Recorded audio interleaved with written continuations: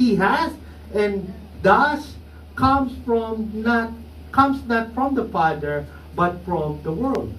The world and its desire pass away.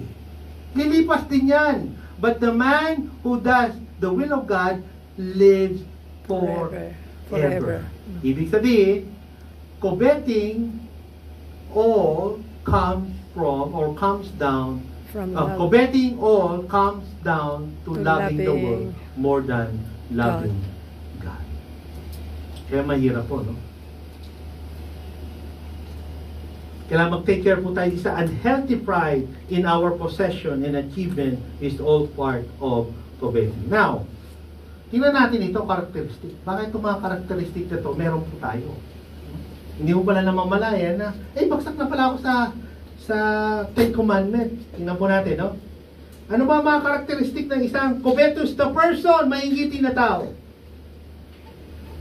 Unang-una, if we are a covetous person, we are constantly craving for more. For more. Never enough. Para kang naka-only rice. Hingi ka ng hingi. More. Kakalaki ko lang more. Diba? Whoever loves money never has money enough. Kung sino daw nagmamahal sa pera, yung pera niya laging not enough.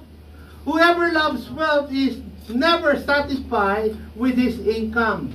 This too is meaningless. Yan po ni Haring Solomon, ito po ang sabi. No? King Solomon, yeah. Now, secondly, very simple lang po, no? Pag ikaw ay craving ng more, meron ka na, hindi pa rin enough. Delikado po. Isang characteristic ito ng isang covetous person. Second characteristic is dissatisfied sa buhay. Not happy person. Tingnan niyo po, no? Pag hindi tayo maligaya, pambira. Covetous pala ako. No? The wicked man will see and be vexed. Alam niyo Bex? Ano yung Bex? Bex. Hindi ko alam. Hindi ko na Google. Ako hindi ko rin alam yan. Pero siyempre, inaral ko, no? Yes. Pag sinabing Bex, ibig sabihin pala nito, annoyed or frustrated. The wicked man will see and be prostrated, be annoyed. He will gnash his teeth and waste away. The longing of the wicked will come to nothing. Dissatisfied sa buhay. Bakit di ka dissatisfied? Bakit ka dissatisfied sa buhay?